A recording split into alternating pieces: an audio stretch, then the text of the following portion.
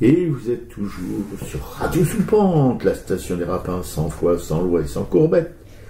L'émission La Racaille du mardi 15 décembre 2020, consacrée pour sa partie artistique à un sacré bonhomme, un immense bonhomme, qui a été secrétaire de Jean Moulin, il faut quand même le faire.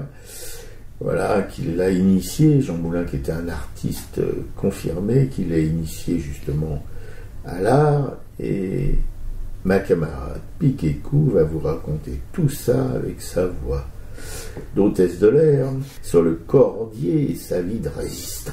Ouais, alors qui était ce Daniel Cordier, ce centenaire décédé le 20 novembre dernier? Il a mené tour à tour plusieurs vies, camelot du roi avant de devenir résistant, collectionneur et marchand d'art, puis historien, 3 vies bien remplies. Donc il est né Daniel Boisjoux le 10 août 1920 à Bordeaux, d'un père qui a rejoint une entreprise de café familiale et d'une mère issue de riches propriétaires et négociants bordelais. Après le divorce de ses parents, sa mère se remarie avec Charles Cordier, qui est issu du même milieu social, et à l'âge de 4 ans, il part vivre chez sa grand-mère maternelle, quelqu'un qui était très drôle, original, qui faisait de la peinture. Et 4 ans après, son père le récupère et le met dans un collège à 200 km de chez sa mère. Alors son beau-père était le fils d'un journaliste qui s'appelait Cordier et qui avait fondé donc un journal à Bordeaux qui était aussi un ami de Maurras. Donc son grand-père lui parlait de Maurras, lui citait des articles de lui, donc il a passé cette jeunesse à vivre baigné dans l'idéologie de l'Action française, donc à la fois monarchiste, très nationaliste et anti-républicaine. Donc qu'est-ce qui a déclenché chez Daniel Cordier son engagement dans la résistance? Il s'est engagé dans la résistance quand il a refusé le discours de Pétain qui était donc devenu chef du gouvernement en juin 40. Ils étaient en famille dans les Pyrénées, je crois à Bescaille, ils écoutaient son discours devant le poste de radio, et il a d'un coup refusé de voir la France se plier face aux Allemands. Donc il a réuni 17 jeunes gens, et avec l'aide de son beau-père qui avait quand même pas mal d'argent et des relations, ils ont pu prendre un bus qui les a emmenés à Bayonne, et ensuite ils ont pris un bateau ils ont pris là-bas un bateau qui les a emmenés, ils pensaient partir en Algérie. En fait ce bateau a été détourné vers Londres.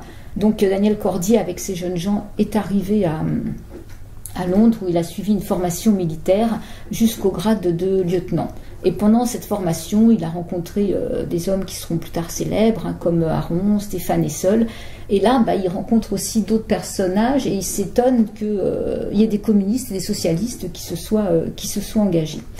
Donc il arrive fin novembre 41, il a une réunion avec le général de Gaulle, il doit être dans les services secrets, il doit être parachuté en France. Et là, en fait, c'est là que ses convictions maurassiennes vont être mises à mal. Il va rencontrer un officier qui a 40 ans. Alors, c'est un officier qui a eu un accident, qui a été mis au repos après une chute sur la tête.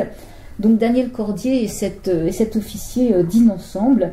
Et cet officier interroge Daniel Cordier sur la République et son combat.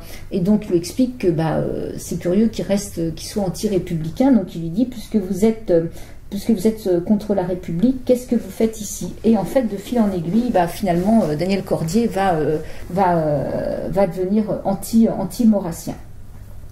Donc après, il fera partie des services secrets français, il est parachuté à Montluçon, et à Montluçon, il va directement sur Lyon. Et là, il pensait travailler avec Georges Bidault dans les services de communication. Et la première personne qu'il rencontre quand il arrive en France, c'est Rex. Rex, on l'apprendra plus tard, c'est Jean Moulin. Et Daniel Cordier dira qu'en fait, il n'a appris que Rex était Jean Moulin seulement à la fin de la guerre. Il l'avait ignoré durant toute la guerre, enfin jusqu'en 1943, jusqu'à la mort de Jean Moulin. Donc Jean Moulin, Rex l'invite à dîner près de l'Opéra à Lyon, et là ils vont discuter assez longuement. Et Jean Moulin le fait parler sur sa jeunesse. Donc Daniel Cordier n'hésite pas, raconte ses engagements, l'Action française, que le journal qu'il vendait, même qu'il avait monté avec ses amis. Voilà. Et finalement, lui, Jean Moulin, raconte sa vie qui est différente, qu'il a eu la chance d'avoir un père qui était de gauche, qu'il était passionné de peinture.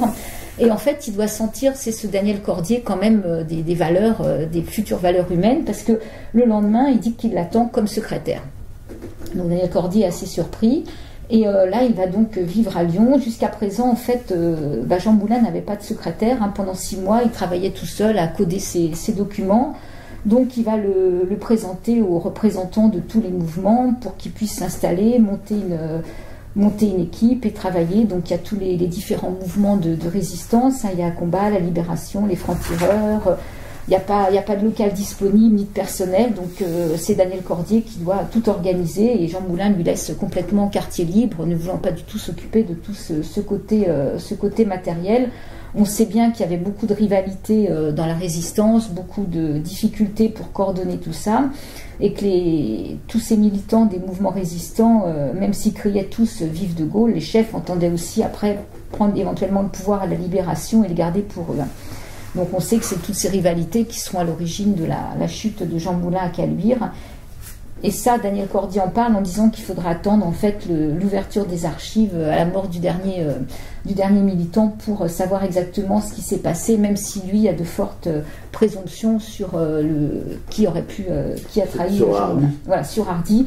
Il dit que moi, en tant que témoin de cette époque-là, effectivement, c'est René Hardy qui a trahi, mais tant que les archives sont pas ouvertes, en tant qu'historien, je peux pas vous l'affirmer, quoi. C'est une position qui est vraiment honnête, je trouve. Ouais. Et une autre question qu'on lui a posée, alors c'est qu'est-ce qui fait alors il était donc s'il était à l'Action française, il était bien sûr anticommuniste, antisocialiste, anti-républicain et antisémite, une valeur traditionnelle dans la famille, et en fait il va petit à petit là-dessus changer aussi. Qu'est-ce qui lui fait abandonner l'antisémitisme, et en fait il lui faut du temps. Il y a une émission il y a eu 5 émissions sur sa vie sur France Culture, donc il raconte tout ce que je vous raconte, ça a été pris sur cette interview de France Culture, et il y a une humilité dans sa façon de parler qui est assez impressionnante, parce qu'il ne se met jamais en avant, il y a beaucoup de réserve dans tout ce qu'il dit, et sur l'antisémitisme, il ose revenir dessus et dire qu'il lui a fallu malgré tout beaucoup de temps pour abandonner l'antisémitisme, qu'il a eu plusieurs, par exemple il y a eu 3 réunions après la rafle du Veldiv entre Moulin et Bidault. Et Moulin avait le projet d'empêcher les trains d'emporter les Juifs, que la résistance n'avait pas les moyens de faire tout ça. Et pour Daniel Cordier, c'était un peu une perte de temps de parler ça. Il avait quand même rencontré Aron avant, donc Aron était juif, mais malgré tout, ça ne suffisait pas à lui faire changer d'opinion. Il a essayé, quand il était à Lyon, il avait une chambre, il hébergeait de temps en temps des résistants qui devaient passer, des Américains. On lui a proposé d'héberger un juif. Au début, il n'était pas trop partant, puis finalement, il a quand même hébergé, il lui a donné rendez-vous à la gare, et là, il a senti quand même qu'il y avait une obligation morale pour protéger cet homme qui était traqué, mais il pensait toujours antisémite. Et en fait, d'un coup, ce qui l'a fait basculer, c'est qu'il s'est retrouvé à Paris en fin mars 1943. Jean Moulin était rentré de Londres, et il se promenait à pied du côté d'Austerlitz. Il allait sur l'Arc de Triomphe, il faisait beau temps, et là il y avait des Allemands partout avec les drapeaux nazis qui étaient à la Concorde, place devant l'hôtel Crillon, partout, que les Allemands étaient là, qui fanfaronnaient, qui rigolaient, qui se prenaient en photo. Et arrivé à côté de l'Arc de Triomphe, il voit un homme plutôt jeune avec un petit garçon qui portait une énorme étoile jaune sur les habits. Et là, il dit qu'un coup, il a compris ce que c'était que d'être juif et de porter cette étoile jaune, et que son sentiment a basculé, qu'il a été... il s'en est même voulu d'avoir pensé. Il me disait, j'avais envie d'aller leur demander pardon, quoi. Donc il a fallu qu'il y ait ça pour qu'il bascule. Mais je trouve qu'il a le courage de dire que justement ça n'a pas été une évidence pour lui de ne plus être antisémite, quoi. C'est quand même très honnête de sa part, quoi. C'est remarquable, oui. Ouais, c'est vraiment un homme, je trouve, qui au fil de sa vie, qui a vraiment des idées qui vont bouger, quoi. C'est ça qui est remarquable, quoi. Et donc après la mort de Rex Jean Moulin, il reste jusqu'au 21 mars 1944, il va rester au service du successeur de Jean Moulin à la délégation générale. Ensuite, il passe les Pyrénées en mars 1944. Il va être interné à Pampelune, puis au camp de Miranda en Espagne, et après il rejoint la Grande-Bretagne. Et il reviendra en France après. Alors lui, il avait un nom de code qui s'appelait Alain. Je crois qu'il a changé plusieurs fois, mais Alain en référence au philosophe, quoi. Bien. Oui, alors c'est évidemment Kiekou a fait un vrai travail pour résumer une vie quand même assez foisonnante, on peut le dire. C'est pas fini d'ailleurs, après elle va passer à une autre période de sa vie, mais quand même, de voir qu'un jeune homme maurassien arrive à la fréquentation de Jean Moulin et des événements qui ont lieu pendant cette période de l'occupation, avec les lois anti-juives, etc. Le port de l'étoile jaune qui arrive à le faire changer complètement d'optique, de vision sur les Français de confession juive ou pas français, parce qu'il y avait beaucoup d'Européens de confession juive, donc d'étrangers, parce que si vous voulez, la répression a commencé avec les Juifs étrangers, mais qui a été suivie de très près ou presque en même temps par la répression contre les Juifs de confession, les Juifs français, voilà. Et de voir ces étoiles jaunes, et moi je pense que c'est assez extraordinaire, quoi, ce symbole graphique de la relégation d'êtres humains au rang quasiment d'animaux, même pas évidemment dans le sens noble de l'animalité, mais ce qu'on va être péjoratif dans cette animalité. Voilà, c'est quelque chose pour moi, ça relève du miracle si j'étais croyant, quoi, parce que quand même c'est un parcours en raccourci, c'est quelque chose d'assez affolant. Voilà, et ça c'est sa première vie. Oui.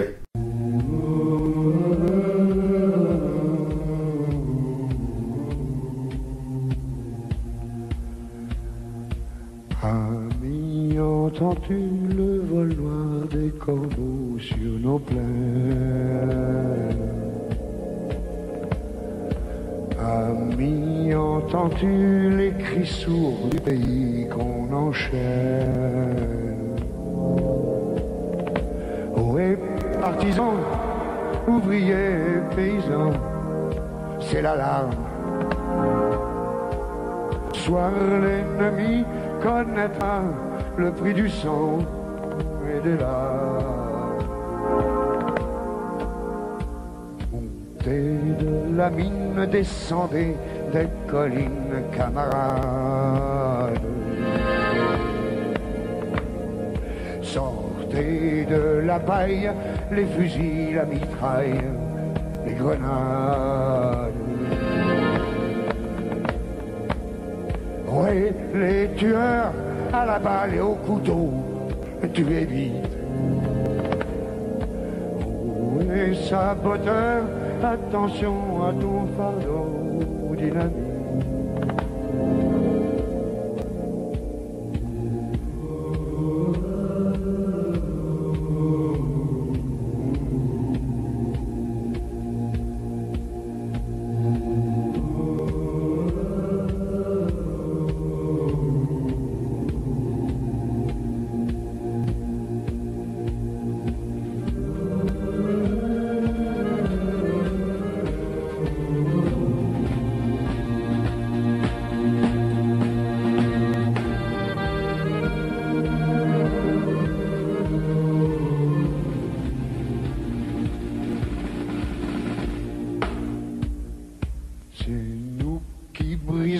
Les barreaux des prisons pour nos frères. La haine à nos trousses et la faim qui nous pousse la misère. Il y a des pays où les gens au creux des lits font des rêves. Ici, nous vois-tu, nous on marche, nous on tue.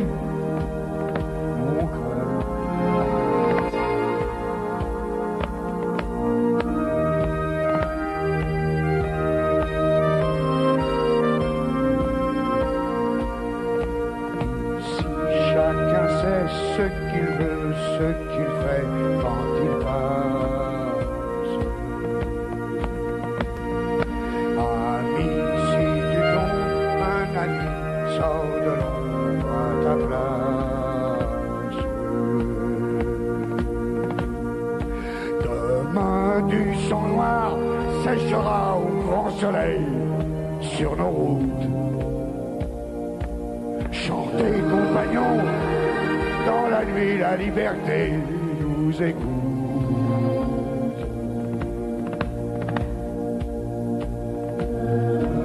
Ami, entends-tu le vol noir des corbeaux sur nos plaines? Ami, entends-tu les cris sourds du pays qu'on enchaîne? Oui, partisans, ouvriers et paysans, c'est l'alarme. Ce soir, l'ennemi connaîtra le prix du sang et des larmes.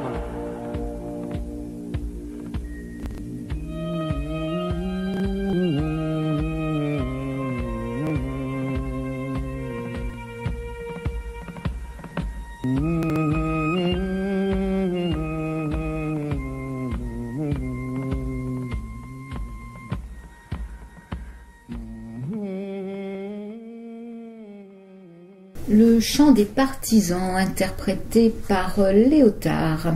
Ouais, moi j'aime beaucoup ce chanteur, enfin cet artiste, disons. Ouais, c'est vrai qu'on a hésité. Il y a Anna Marly qui a écrit cette chanson avec Kessel, je crois, qui l'interprète aussi. On a pas mal tergiversé sur quelles interprétations elle prend. Il y a une interprétation des Têtes Raides. C'est vrai que Léotard nous a bien séduit. Oui, c'est-à-dire qu'il nous touche, surtout. Voilà, vous êtes du pot quand même, parce que vous êtes toujours sur un douce porte, enfin, si vous n'êtes pas fatigué.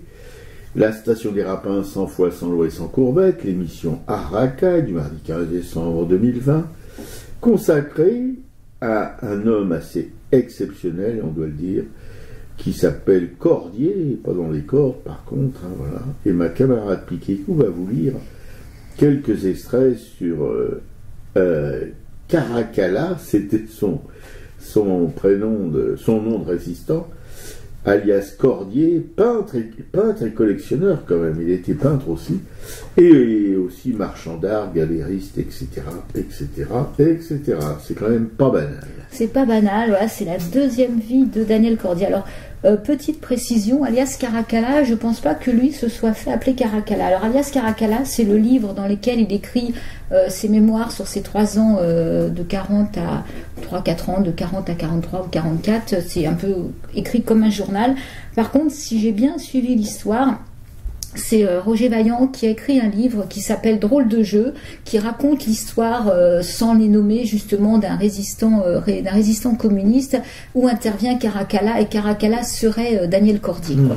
Voilà. Et Caracalla, en fouillant un petit peu plus, c'est le nom d'un empereur romain qui serait né à Lugdunum, c'est-à-dire Lyon, ce qui explique, Lyon, Jean Moulin, voilà, ce qui explique peut-être ceci et cela.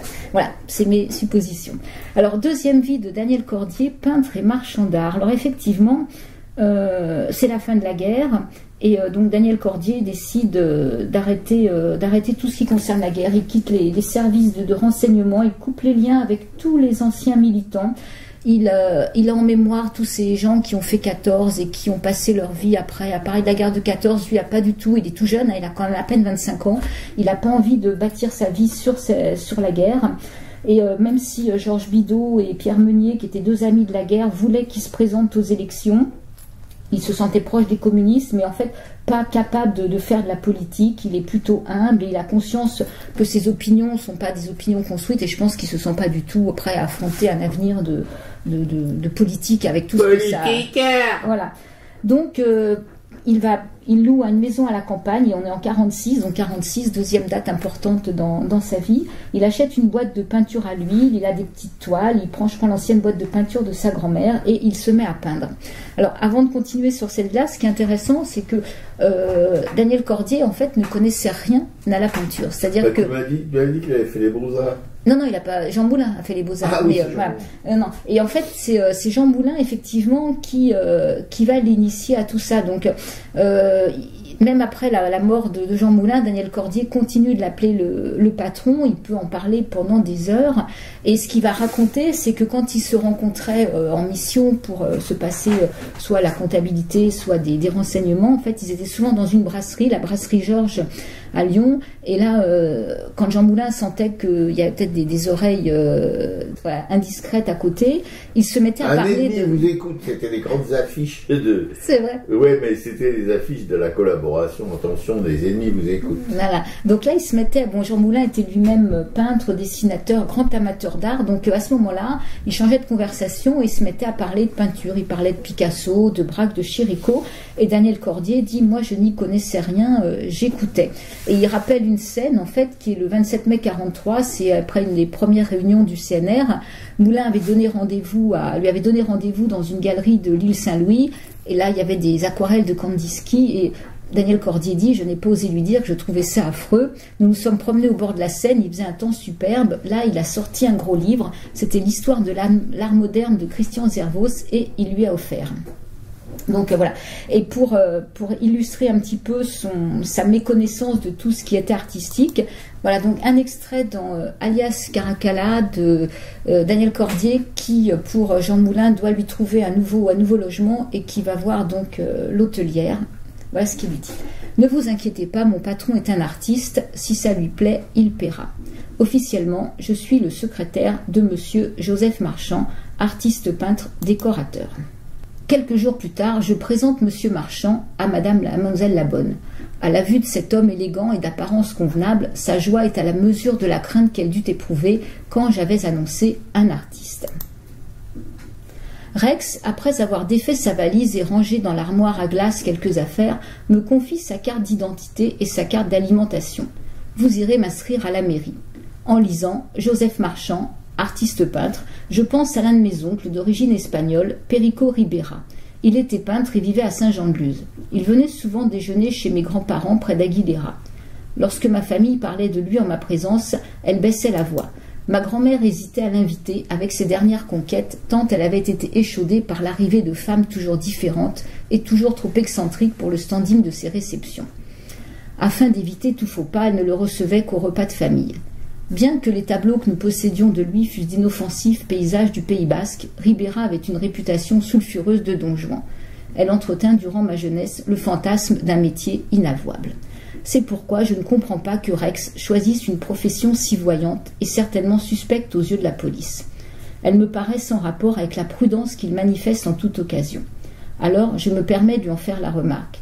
Il rit de ma naïveté. « Détrompez-vous, mon cher Alain, le plus voyant est toujours invisible. Personne ne soupçonnerait Picasso d'être un espion. » Ignorant qui est Picasso, je me tais comme d'habitude.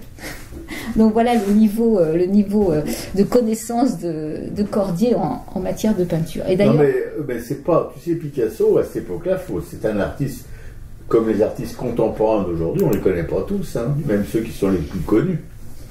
Voilà, donc en fait, effectivement, donc voilà d'où part Cordier quand il décide de rompre après en 1946 avec la Résistance et qui commence à peindre un petit peu dans cette petite maison qu'il va louer.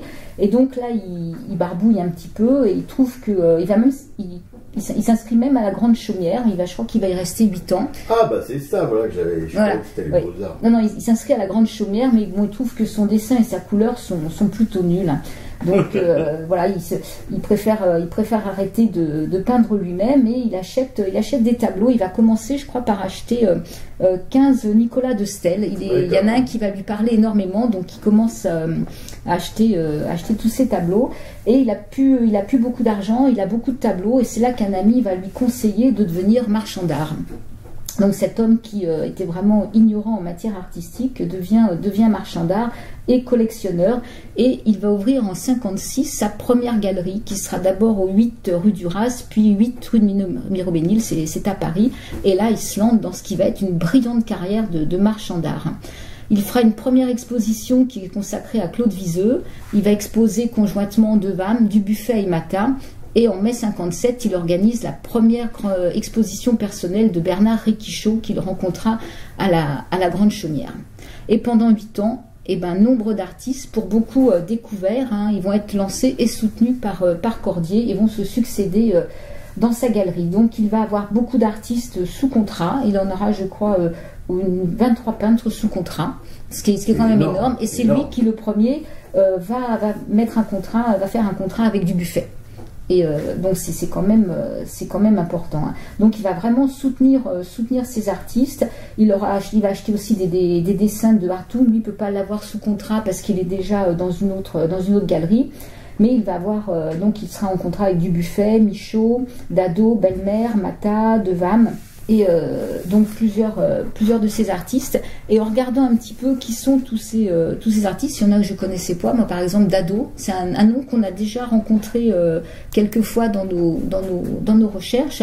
Dado est un peintre yougoslave qui fait donc la connaissance de Daniel Cordier par l'intermédiaire d'un jeu de Jean Dubuffet. Et donc Cordier va faire un contrat avec Dado qui deviendra un de ses principaux artistes d'ailleurs. Il n'était pas aussi chez la mère de Dominique. Peut-être qu'il était. Oui, ouais, c'est bien possible que ce soit là qu'on les rencontre. Il devait avoir des toiles. Cérès Franco devait avoir des toiles de Dado. Et alors dans l'histoire de Dado, donc ce qui est aussi comme quoi les choses se rencontrent et s'interpénètrent comme ça, c'est que donc Dubuffet présente Dado à Daniel Cordier et un jour, Dado se promène dans Paris, à Montparnasse, et là il fait la rencontre d'un jeune loupard désœuvré, affamé. Ce jeune loupard s'appelle René Villard. René Villard est mal, il a perdu ses parents, il a été à l'hôpital, à la fondation Saint-Vincent de Paul, où apparemment là les juges, même pour enfants, il a l'air de dire qu'il y a des viols à répétition. Enfin voilà, c'est quelqu'un qui va pas bien, qui fréquente donc les milieux de la prostitution. Et donc Dado rencontre ce jeune, et puis il va le présenter le soir même à Cordier. Il y avait une exposition à ce moment-là, et Daniel Cordier en fait va prendre ce jeune homme en charge, va devenir son tuteur, et cette personne, ça sera Hervé Villard, ce chanteur Hervé Villard. Ah ouais. Voilà, donc Cordier a été le tuteur d'Hervé Villard. Donc sans ce métier donc de galeriste et de marchand d'art, alors on peut dire que sa galerie en fait lui coûtait énormément. Je crois que c'était il avait des frais énormes, genre 10 millions, parce que 10 millions par mois d'anciens francs, enfin c'est... Oui, mais déjà, verser des contributions à 23 artistes, c'est des salaires, hein, quand même. Voilà, il a organisé une exposition avec les surréalistes, et je crois que le premier tableau qu'il a acheté, c'était aux réalités nouvelles. Je crois que le tableau de Devam, c'était à ce moment-là. Et c'est vrai que c'est quelqu'un qui n'a pas peur, quoi, qui va vers ces artistes, qui aime cet art aussi. Ça peut être cet art brut, entre guillemets. Enfin, voilà. Et il est aussi collectionneur de sculptures, d'objets. Il voyage, il va à New York à peu près 2 fois par mois. Il a même rencontré Léo Castelli. Donc, il aime bien avoir cette recherche d'artistes inconnus. Il a fait plusieurs fois le tour du monde, justement, à la découverte de nouvelles cultures. Et puis, en 64, en fait, pendant une année, il ne se passe rien. Il y a comme un énorme désintérêt en France pour ces artistes-là. Donc Daniel Cordier se dit qu'il ne peut plus financièrement maintenir le cap de sa galerie. Il n'a rien vendu, donc il va décider de fermer sa galerie. Donc il va faire une lettre qui va expliquer les raisons de l'arrêt de son activité.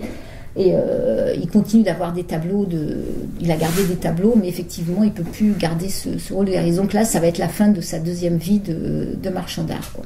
Alors par exemple, avec Dubuffet, Dubuffet a été vraiment une locomotive pour sa galerie. Je crois que le partenariat a duré 8 ans, ce qui est quand même énorme. Dado, il avait au moins une quarantaine de salles, parce qu'effectivement, avec tous les artistes sur contrat, il en a gardé une partie pour lui. Et il a fait une donation à Pompidou, parce qu'il pouvait pas tout garder. Donc peu à peu, il va faire une donation en 73, 76, 83 et 89 au centre Pompidou. Et il y aura une exposition en 89 qui s'appelle Le regard d'un amateur. Il y a une partie de sa collection qui sera donnée aussi à Toulouse, aux abattoirs de Toulouse. Ça sera déposée. Mais je crois qu'elle est exposée. Permanente. Je crois qu'elle est exposée, oui, je ne sais pas si... Oui, bah oui, mais si tu veux, ça appartient toujours probablement au centre Pompidou, parce que s'il y a une donation à Pompidou, c'est une donation c'est pour toujours. Ouais. Alors voilà ce que Daniel Cordier disait quand il a arrêté, je crois, son travail de galeriste. Les peintres sont la vraie famille d'un marchand de tableaux. Je ne crois pas que l'on puisse parler de la peinture autrement qu'avec son cœur, et le cœur de chacun étant unique, autrement que par la confession. Le spécialiste et le profane ne sont pas mieux outillés l'un que l'autre quand il s'agit de faire partager leur admiration ou leur dégoût pour les objets mystérieux qui percent le ciel de notre sensibilité. Le danger pour un marchand de tableaux qui aime la peinture est de devenir un commerçant, de perdre tout contact avec ce qui était à l'origine de son entreprise, l'amour de l'art. Oui, là, il y a beaucoup de marchands d'art actuel qui devraient s'en inspirer fortement. Tout à fait. Et alors, ce qu'il raconte avec beaucoup d'émotion, c'est que Rex avait promis à la fin de la guerre de l'emmener au Prado, faire une visite du Prado pour aller voir les Goya. Et malheureusement, il dit que ça n'a pas été possible et qu'il est allé voir les Goya tout seul, quoi, avec une émotion intense, quoi. Bah oui, bien sûr, parce qu'il y avait derrière tout ça, il y avait Rex. Vous n'avez réclamé la gloire ni les larmes, ni l'orgue, ni la prière aux agonisants. 11 ans déjà que cela passe vite, 11 ans, vous vous étiez servi simplement de vos armes. La mort n'éblouit pas les yeux des partisans. Vous aviez vos portraits sur les murs de nos villes, noirs de barbe et de nuit, hirsutes menaçants. L'affiche qui semblait une tache de sang, parce qu'à prononcer vos noms sont difficiles. Ils cherchaient un effet de peur sur les passants. Nul ne semblait vous voir français de préférence. Les gens allaient sans yeux pour vous le jour durant. Mais à l'heure du couvre-feu, des doigts errants avaient écrit sous vos photos « Mort pour la France ». Et les mornes matins en étaient différents. Tout avait la couleur uniforme du givre. À la fin février, pour vos derniers moments. Et c'est alors que l'un de vous dit calmement « Bonheur à tous, bonheur à ceux qui vont survivre. Je meurs sans haine en moi pour le peuple allemand. » Adieu la peine et le plaisir, adieu les roses, adieu la vie, adieu la lumière et le vent. Marie-toi, sois heureuse et pense à moi souvent, toi qui vas demeurer dans la beauté des choses. Quand tout sera fini, plus tard en érivant. Un grand soleil d'hiver éclaire la colline, que la nature est belle et que le cœur me fend. La justice viendra sur nos pas triomphants, ma méninée, oh mon amour, mon orpheline. Et je te dis de vivre et d'avoir un enfant.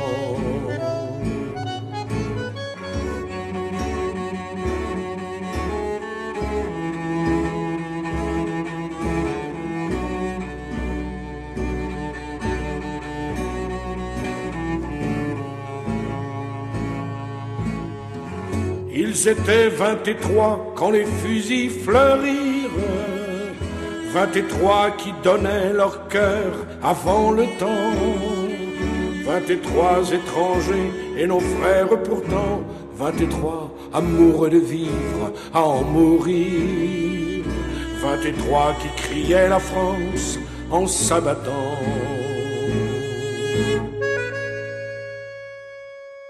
L'affiche rouge, Marc Augeret. Oui, toujours, si vous n'êtes pas complètement écrasé dans votre fauteuil, toujours Radio Soupente, toujours la station des Rapins, sans fouet, sans louet, sans courpette, l'émission à Racaille, du mardi 15 décembre 2020, qui va bientôt cesser beaucoup, à propos de la vie et de l'œuvre de Cordier, le secrétaire à vie, et pour toujours, même au ciel où il est maintenant, certainement le paradis, un Cordier. Voilà, le secrétaire de Jean Moulin, alias Rex. Et ma camarade Piquécou va poursuivre son espèce de parcours historique, mémoriel, avec la fin du blabla, mais pas pour elle, hein, c'est pas un blabla, de son discours prestigieux sur Daniel Cordier. Ouais. Alors avant de passer à sa troisième vie, en fait, avec une nouvelle date phare qui sera 1977, donc une fois que Cordier met la clé sous la porte pour sa galerie, il se tourne vers l'organisation de grandes expositions. Mais je vais revenir sur quelques noms quand même d'artistes qu'il avait exposés, parce qu'il y en a qui nous sont chers, n'est-ce pas Robert, comme Soutine, Rouault. Je pense bien, madame. Yachessac, voilà. Alors... Belle-Mère, mais ça me dit quelque chose, Belle-Mère. Belle-Mère, oui, c'était le compagnon d'Ouni Cazourne dont on a parlé dans une émission. Il n'était pas à Cobra, lui aussi, non? Non, il n'était pas à Cobra. Mais voilà, il y avait... alors, il y a Brassailles, il y a César, il y a Combas, Dado, Fred II. Donc, Fred II et Belle-Mère se connaissaient. Ils font de la gravure avec un trait très délicat. C'est ça. Donc, du Buffet, Duchamp, Eugène Gabrichevski. On avait vu une exposition à Maison Rouge d'Eugène Gabrichevski. Voilà, la liste est plutôt longue, on ne connaît pas tout le monde. Il y a Henri Michaud, il y a Nedjar, il y a Rauschenberg, voilà, je donne les noms de ceux qu'on connaît. Après, ça donne envie, effectivement, lui parle beaucoup de Bernard Réquichot, qu'il a vraiment soutenu. Donc, moi, ça me donne... Canadien? Je ne connais pas. Donc, ça donne envie d'aller fouiller un peu, peut-être de faire des émissions sur certains de ces artistes. Bien sûr. D'aller voir un petit peu. Christian Zaymer, qu'on avait vu, dans quelle province on était allé voir Christian Zaymer, là, l'Alsace, non, mais voilà, c'est tout. Voilà, donc tout ça, c'était des artistes qu'il avait exposés, qu'il avait soutenus. Donc pourquoi à la fin des années 70, donc 1977, il entame une troisième vie qui sera une vie d'historien et de biographe de Jean Moulin. Il était sur un plateau télé, je crois, avec les dossiers de l'histoire. Il y avait des représentants de la résistance. Et là, il y a une intervention d'Henri Freinet qui a dénoncé Jean Moulin comme un agent communiste, un agent de Moscou communiste. Et en fait, Daniel Cordier, qui a vraiment côtoyé Jean Moulin, a cherché vraiment à écrire sa biographie, à le disculper de ces accusations. Donc, il va passer des années, d'ailleurs, il est toujours dessus, à travailler sur des biographies de Jean Moulin. Ouais, c'est étonnant de la part de Freinet, parce qu'il était coco. Ouais. Alors bon, il dénonçait les cocos en plus. Ouais. Donc c'est quelqu'un qui sans arrêt, alors lui a déjà, comme je le disais, vraiment une humilité forte, parce qu'il dit bien que par exemple, même quand on est historien témoin, il fait bien la différence en qu'est-ce qu'un historien et qu'est-ce qu'un témoin. Qu'un témoin, effectivement, c'est quelqu'un qui des fois aussi peut faire des oublis, que les années effacent, les années transforment aussi. La mémoire, ça bouge. Voilà. De même, il raconte un événement. Il dit que, par exemple, en 1983, il y avait un colloque sur le CNR. Conseil national de la résistance. Voilà. C'est Christian Pinault qui avait un document que c'était lui le premier qui avait songé à un projet de conseil de la résistance, et que Pinault ne se souvenait pas du tout de cet épisode, en fait. Ah ouais? Ouais, alors que c'était quand même plutôt tout à son honneur, quoi. Donc, de l'avoir oublié, surtout. De l'avoir oublié, oui. Donc effectivement, le temps travaille la mémoire. Donc voilà, lui, c'est une démarche complètement scientifique, de vouloir rétablir la vérité. Et la vérité, après, pourquoi Jean Moulin a été dénoncé, ça, il faudra attendre effectivement en 2050-2070. Oui, on peut se faire quand même une idée, parce que tout concorde pour désigner Hardy, quoi. Voilà. Hein, il a échappé à plusieurs rafles de la Gestapo, il a été relâché, etc. Bon, ça fait quand même, ça sent pas bon. Ouais. Alors, si on va aller plus loin sur la vie de Daniel Cordier, on peut voir une mini-série en 2 épisodes, justement, qui s'appelle Alias Caracalla, qui est très bien foutue. C'est comme ça que nous, on a découvert qui était Daniel Cordier il y a quelques années. On peut lire aussi donc le livre peut-être de Roger Vaillant, Drôle de jeu. Oui, parce que Vaillant, attention, c'est un numéro. C'est pas n'importe 325 000 francs. Ouais. Et on peut lire Alias Caracalla, qui sont ses mémoires de résistants, et on peut lire aussi donc le dernier tome, donc c'est le dernier tome de ses mémoires qui s'appelle Les Feux de Saint-Elme, qui est un petit peu différent. Il raconte son éveil sentimental et sexuel dans un collège à Arcachon quand il était jeune. Voilà. Mais ça fait partie. Voilà. Mon avis. Moi, je donne le maximum d'informations sur Daniel Cordier. Il y a des informations qui sont pas vraiment palpitantes.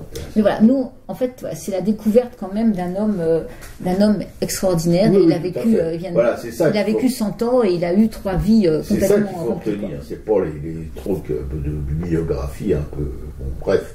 Non, moi je retiens que c'est un homme exceptionnel, voilà, par son engagement, par son évolution politique, quelque chose d'incroyable de passer de l'extrême droite quasiment antisémite et tout, à, si vous voulez, plutôt à la position de Jean Moulin, qui était quelqu'un plutôt de gauche. C'est quand même un parcours assez peu commun, qui révèle une personnalité hors norme. Mais c'est peut-être aussi ça qu'on peut appeler l'intelligence, c'est justement... Tout à fait. L'adaptation, sa remise en question, etc., etc. Les gens qui se remettent pas en question, pour moi, c'est les abrutis finis, quoi, tu vois. On peut se remettre en question jusqu'à sa mort, on peut se remettre en question la veille de sa mort, en se disant, tiens, j'ai fait des conneries dans ma vie. Et alors, voilà. Il faudra, je mettrai le lien donc, sur les émissions d'Avoinu sur France Culture, 5 émissions, donc 30 minutes, où il raconte ce que je vous ai raconté. Il a 93 ans, et c'est un petit bonheur de l'écouter raconter sa vie.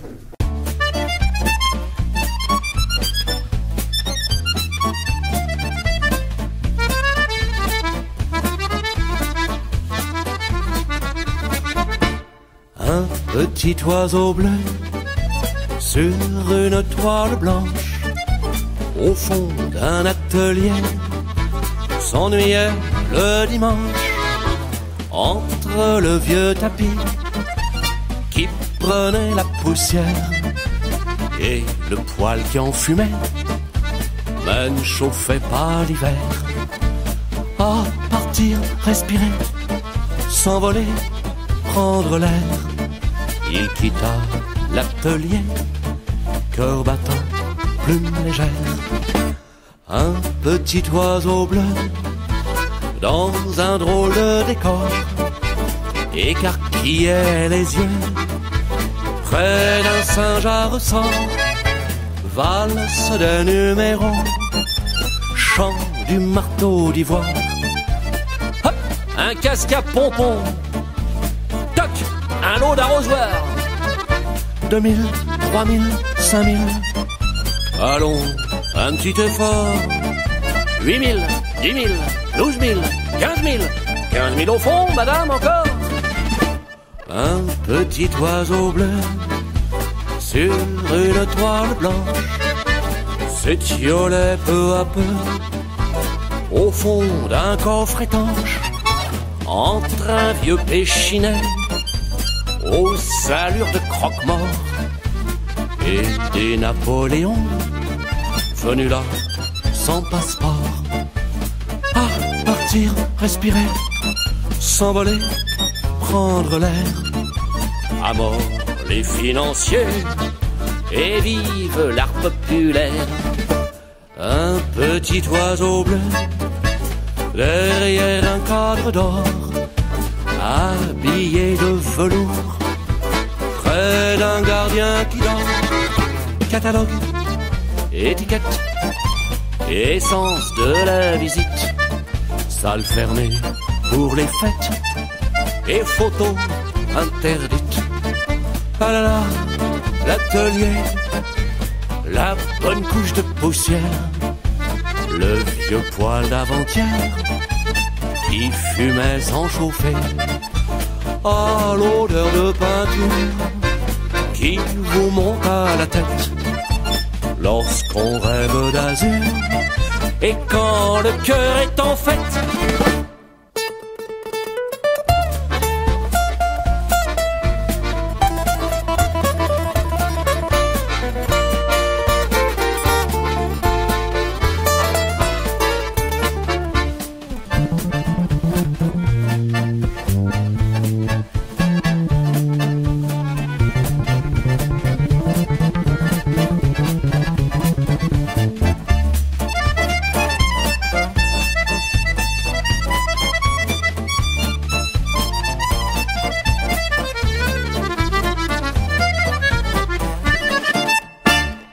Le petit oiseau bleu, Gilbert Lafaille.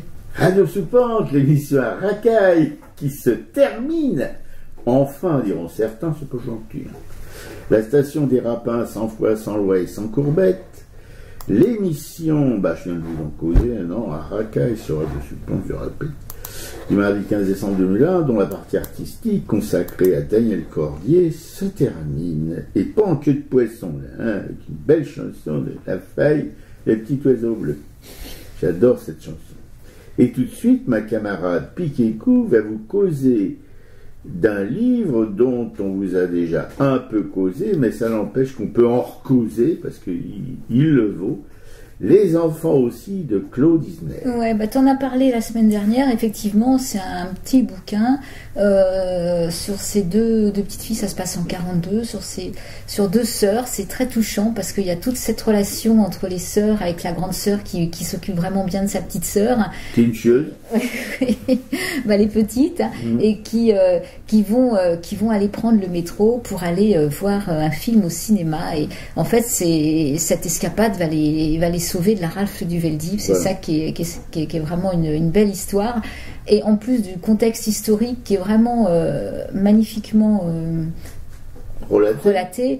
Il y a le côté, il y a le cinéma. On sait que les sœurs Isner aiment beaucoup le cinéma, donc il y a tout ce rôle quand elles sont dans la salle, quand elles vont aux toilettes. Il y a les couloirs. Enfin, moi, ça m'a énormément plu. Et après, effectivement, à la fin, il y a toute une partie historique sur ce qui s'est passé pendant la guerre, sur le nombre de juifs déportés, sur toutes ces abominations. Ah oui, puis c'est un récit historique parfaitement exact, avec des références à la fin que vous pouvez apprendre par cœur. Donc voilà, merci Claude Isner de nous avoir fait découvrir ce petit bouquin qui est c'est les éditions du livre de poche jeunesse. Oui, nous avoir remonté en mémoire, fait remonter dans la mémoire, justement, ces cinémas qui ont aujourd'hui disparu. Il y en avait un dans la petite ville Bobo là, qui s'appelait le Central Palace. Il y avait le Central Palace et il y avait le Royal Palace. Alors, le Central Palace, c'est une petite salle où alors nous, quand on y allait, les minots, on se planquait dans les chiottes. Quand le film était fini, pour le revoir une deuxième fois. Ouais, ça c'est vrai qu'il y a toute cette ambiance de Paris à cette époque-là, quoi. Ouais. Et tous ces cinémas de quartier, effectivement, que ces générations maintenant ne connaissent plus. Moi, c'est pareil, Métro Buzenval, il y avait ce cinéma de quartier dans lequel j'ai vu des tas de films, et souvent c'est devenu malheureusement des magasins, des supermarchés, quoi. Ouais, c'est ça. Parce qu'il y avait aussi une petite ville qui est pas loin d'ici, où quand j'étais enfant, j'allais avec ma grand-mère au cinéma le dimanche après-midi, et qui s'appelait le Palais du Parc, parce qu'en face il y a un parc privé, mais les piétons peuvent se balader dedans. Et le Palais du Parc, il a été détruit. J'étais mort de haine quand j'ai lu ça, pour être remplacé, justement, comme le dit ma camarade, par un magasin de saloperies, de bazar, je sais pas quoi, là, voilà. Et puis, pareil, apparemment, il a fait faillite, mais quand même près de 40 ans après. Ouais, mais ça pour faire vivre les cinémas de quartier, malheureusement. Bah non. Alors moi, sinon, je continue toujours des Orientales. Il y a un bouquin de 350 pages, en fait, de Negar Javadi, cette Iranienne qui raconte, en fait, à travers l'histoire de sa famille, l'histoire de l'Iran. Elle arrive avec brio à passer de l'Iran de Mossadegh à l'Iran de Khomeini.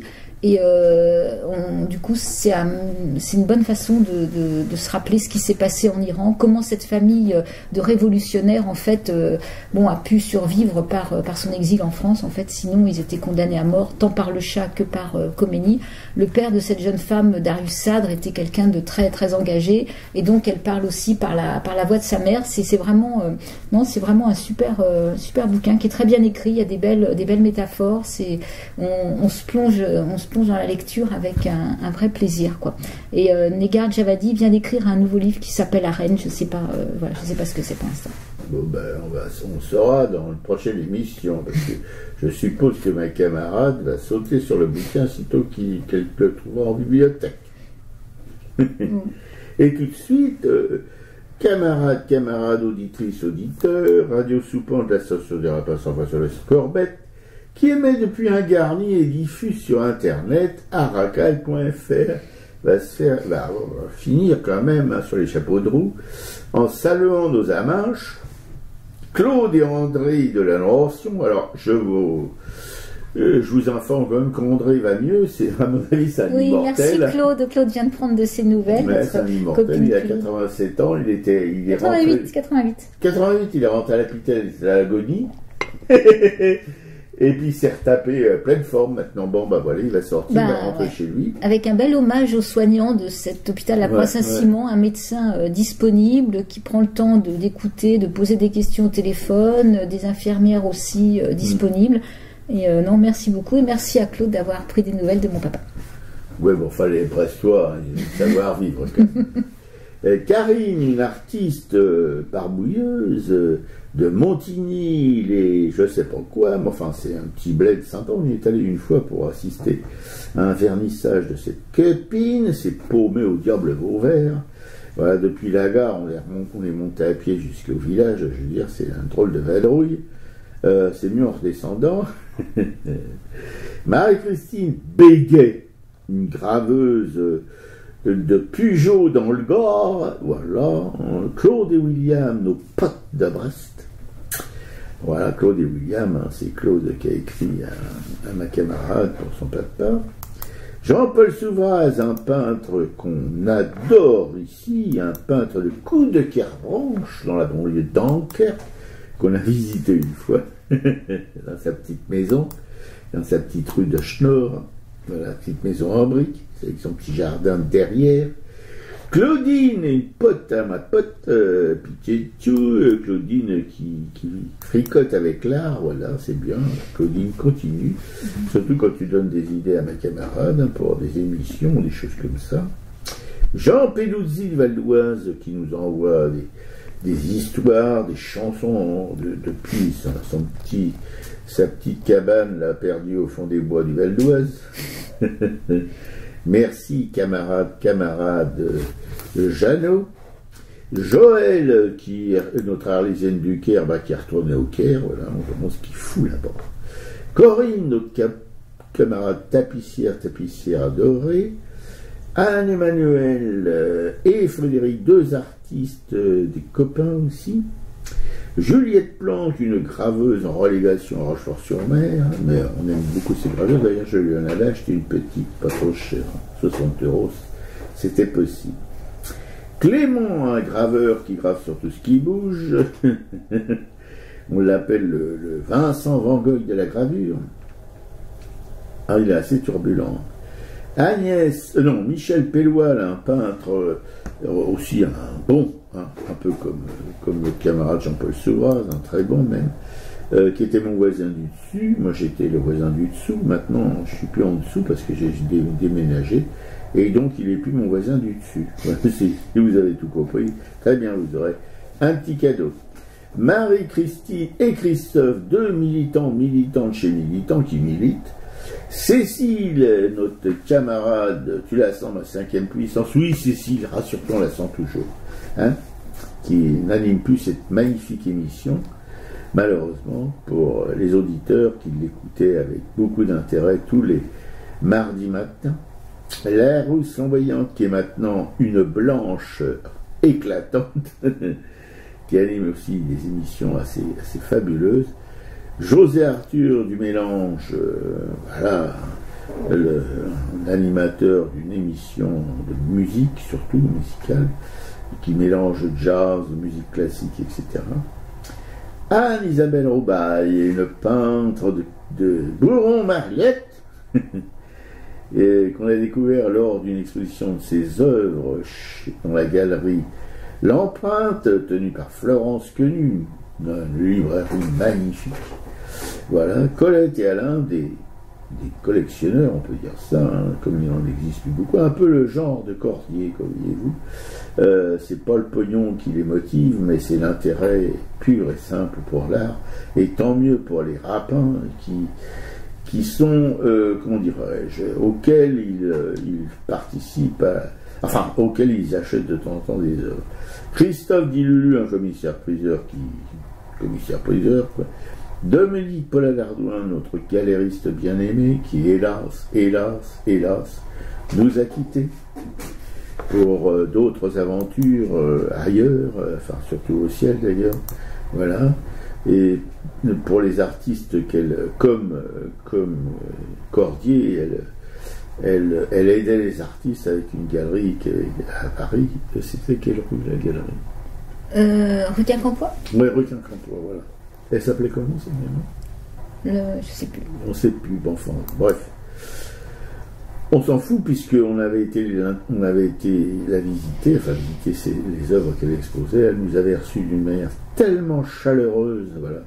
Ce qui n'est pas l'habitude des galéristes, ni de beaucoup d'artistes d'ailleurs. Enfin bon, elle exposait surtout des très jeunes artistes pour leur première expo ou des choses comme ça. Voilà. Marie-Pierre, une mécène, enfin une collectionneuse aussi, voilà, qui est en ce moment un petit peu empêchée, mais on espère que bientôt elle va réinvestir ses fonctions docteur dans son petit cabinet montreuillois. Et Marie Degnaud, une galériste itinérante, vagabonde. Voilà.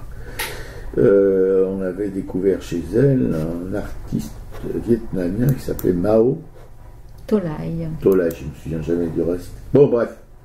L'émission est à l'écoute sur notre blog arracaille.fr et tout de suite, on va se finir gentiment avec la voix merveilleuse et le texte non moins merveilleux de Mélisse Mel et Mouloudji. Ouais, salut à tous. Bon, on vous retrouve seulement en janvier. Là, on va faire une petite pause. Non. C'est Piquet-Cou qui va faire une petite pause. Hein. Famille et tout le tremblement. Moi, je ne fais pas de pause du tout. Moi.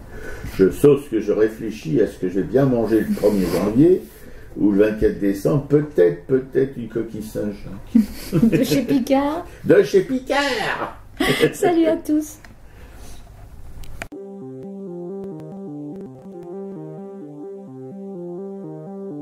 Malgré l'écran cieux du néant, c'est pour mieux nous manger enfants et les silences et les boucans, faut vivre. Et bien qu'aveugle sur fond de nuit, entre les gouffres infinis des milliards d'étoiles qui rient, faut vivre. Malgré qu'on soit pas toujours beau et que l'on ait plus ses 16 ans et sur l'espoir un chèque en blanc, faut vivre. Malgré le cœur qui perd le nord au vent d'amour qui souffle encore et qui parfois encore nous crise, faut vivre. Malgré qu'on n'ait pas de génie, n'est pas Rimbaud qui veut Pardi et qu'on se cherche un alibi. Malgré tous nos morts sans coquette qui errent dans les rues de nos têtes, faut vivre. Malgré qu'on soit brave et salaud, qu'on ait des complexes à gogo et qu'on les aime, c'est ça le pire, faut vivre. Malgré l'idéal du jeune temps qui s'est usé au nerf du temps et par d'autres pris en chantant, faut vivre. Malgré qu'en se tournant vers le passé, on est effrayé de s'avouer qu'on a tout de même un peu changé, faut vivre. Malgré que l'on soit de passage, qu'on vive en fou, qu'on vive en sage, tout finira dans un naufrage, faut vivre. Malgré qu'au ciel de nos poitrines, on nous sentinelles endormies, dans un bruit d'usine gémit, le cœur aveugle qui funambule sur le fil du présent qui fuit, faut vivre. Malgré qu'on noue un enfant mort, s'il peut parfois remuer encore comme un vieux rêve qui agonise, faut vivre. Malgré qu'on soit dans l'engrenage des notaires et des héritages où le cœur s'écœure et s'enlise, faut vivre. Malgré qu'on fasse de l'humour noir sur l'amour qui nous en fera boire jusqu'à ce qu'ils nous disent au revoir, faut vivre. Malgré qu'à tous les horizons, comme un point d'interrogation, la mort nous regarde d'un œil ivre, faut vivre. Malgré tous nos serments d'amour, tous nos mensonges, jour après jour, et bien que l'on n'ait qu'une vie,